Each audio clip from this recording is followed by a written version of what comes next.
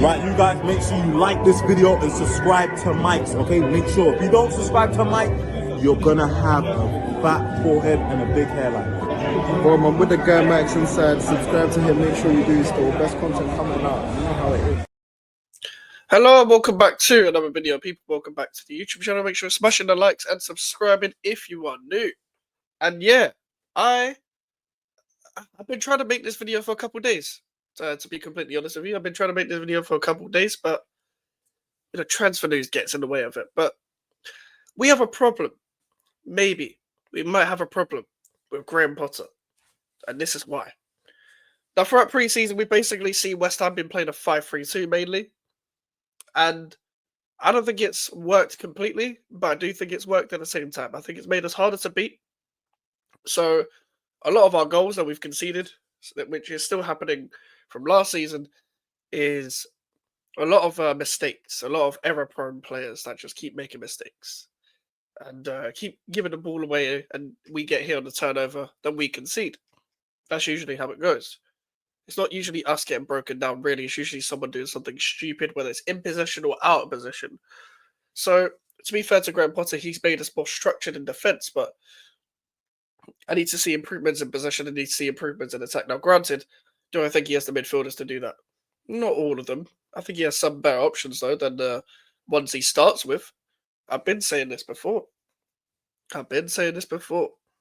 But I don't think the 5-3-2 helps either, because I was very of the person that thought that Potter was going to start a winger at wing back or thing like that.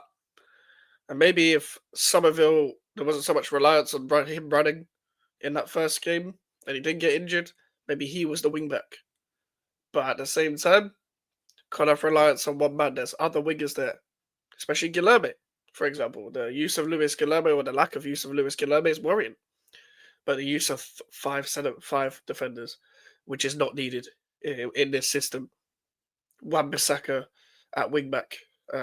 He can play very well going forward, but he's not wingback. He's not, like, we know the difference between Diouf and Wan-Bissaka. Like, what Diouf gives you going forward is what a wingback should do. Wan-Bissaka is very good going forward, but he's not like Diouf. It's different styles. You can only really play Wan-Bissaka in a back three or a flat back four, where he can get into certain areas where he can properly thrive in possession and stuff like that. So, for me, that's a big no-no. Now, will he get the midfield right? Now, if you're going to keep starting Ward-Prowse, you're not going to get the midfield right. You're not going to get the midfield right. Because there's a lack of progression with the ball throughout the whole thing. That's the dumb part. It's like Potts and Paquetá passing the ball forward. You pass the ball Prowse, you just pass backwards. Meant to be the number 8. But Potter keeps playing him. So, that's going to be something throughout the season. If we don't get a midfielder, I'm going to look at you very, very differently. And as I've said, you've got a pre-season now. So this is more time to criticize you. There's no hiding. There's no hiding this time. And as I've said before, cool. You may not got all the players you wanted. And you're probably not getting all the transfers you want. But you signed up for the job. This is what you got to learn when you're signing up under David Sullivan. Under David Sullivan's your boss. This is the kind of shit you got to put up with, my friend. But what's really annoying also about the wing-back and attacking situation as well is because Diouf is our attacking wing-back and Bowen is our right striker of the two up front, Potter's not going to play a winger on the right-hand side because we've got Bowen there. So he'll feel like a Guilherme-Bowen thing would be too unbalanced with Diouf just on the left-hand side and Paquetá just helping him. Because in the 5, Fulkirk will just go central, Paquetá and Bowen will just be in behind, doing their thing, and the wing-backs will be wing-backs. So he'll probably think it's unbalanced. But I wouldn't play Bowen wing-back to switch that whole balance, to then put Guilherme on the left 10, and Paquetá on the right 10. I wouldn't necessarily do that all the time. Maybe in the shorter games, or we could just defend in a 4-5-1, because he's done that before. But I need to see more variation in the type of formations he's playing. Because people are going to be like, maybe you're being a bit impatient. Maybe we do see that throughout the season. But I feel like pre-season, that's what you're meant to see. Like, I like seeing Guilherme play a wing back because he's a winger. I like seeing the tactical switch ups that he's made in games from last season because there's been a lot of times last season where the formation didn't work. So it's like, okay, I'll switch it. And we played a bit better. We didn't always win the game, but we played a bit better. We played better with more attackers on the pitch. I feel like I'm complaining about the same thing under every single manager. I'm complaining about this under Moyes, complaining about this under Lopetegui. We want to see more attackers on the pitch. And it's not for the sake of seeing attacking football. It's for the fact that West Ham look better on the pitch with more attackers, with more intent, combining with each other. It's common sense. It's common sense. I don't understand it. I don't understand how it isn't common sense. So for me, that's the balance of trying to get the play time of all the wing backs and all the wingers that he likes. That's going to be a problem next season. Because the wingers are wing backs to Potter. So Guilherme, Walker Peters, Somerville, Wan-Bissaka, and Diouf are depth to him in the same position. Ollie Scholes is 3 at the back depth. Ollie Scholes is depth to Naya Faged, Max Kilman, Jean-Claire Todibo, Mavropanos. That's our depth in centre-back. He's counting Scholes as a back 3 centre-back. That's where he's played him the most time.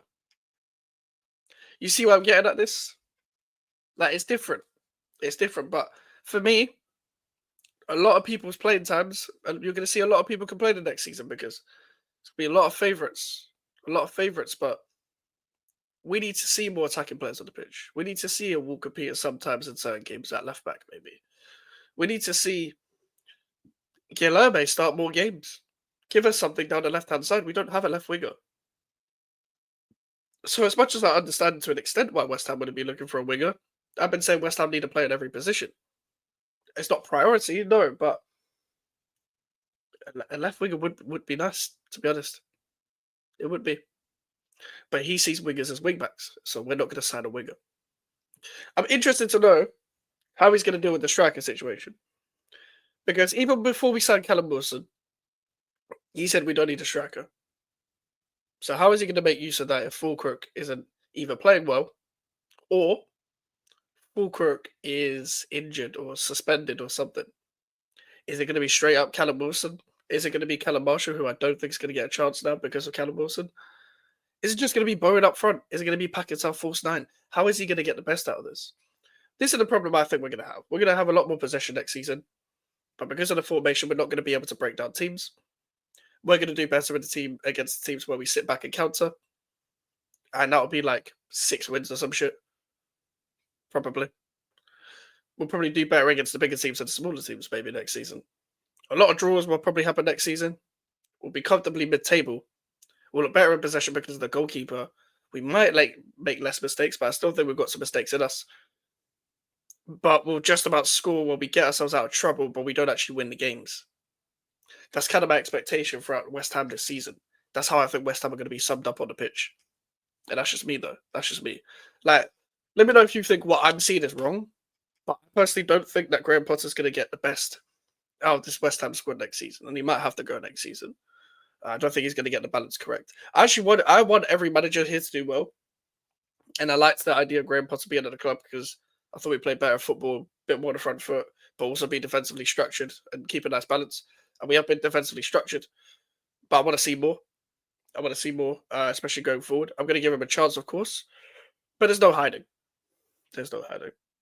This is your first full season. You've had a preseason. Once you've had a preseason, you might know me by now. So Sunderland away. I'll be watching closely. Make sure to like the video. Make sure to subscribe to your new social medias under the description if you want to follow me in the email for the inquiries. And I'll see you guys later. Take care.